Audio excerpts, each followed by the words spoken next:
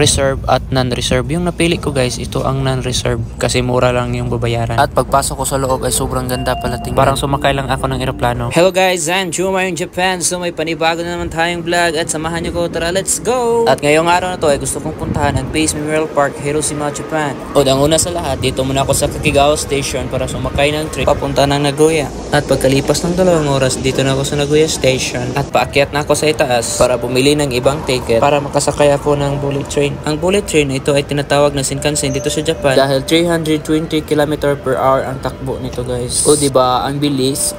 Hi! Dahil ito ang train na pinakamabilis na tumakbo dito sa Japan. At pagkatapos ko nang bumili ng ticket, diretso na ako sa train na aking masasakyan para hahanapin ko ang aking mauupuan. O diba? Hi! Ito na guys, hindi basta-basta sumakay ng bullet train dito sa Japan dahil dalawa pala yung mapipilian. Reserve at non-reserve. Yung napili ko guys, ito ang non-reserve kasi mura lang yung babayaran. At pagpasok ko sa loob ay sobrang ganda pala tingnan. Parang sumakay lang ako ng eroplano. At ayan na nga, tumakbo na po ang train ng aking sinasakyan para pumunta ng Base Memorial Park, Hiroshima, Japan. O diba? Hi! Legit nga, ang lakas pala tumakbo guys. Tara, samahan niyo ko. Let's go!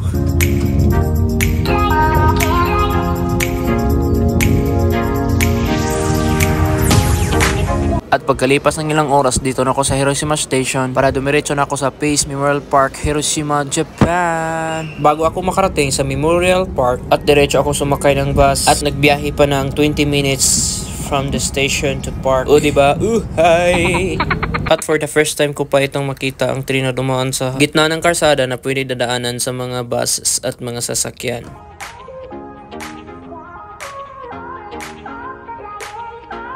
At sa wakas, nakarating din ako sa Base Memorial Park at nag-take ng picture. At yun na nga, dito ko natatapusin ang aking video at salamat sa panonood. Bye bye! See you my next vlog. Paalam!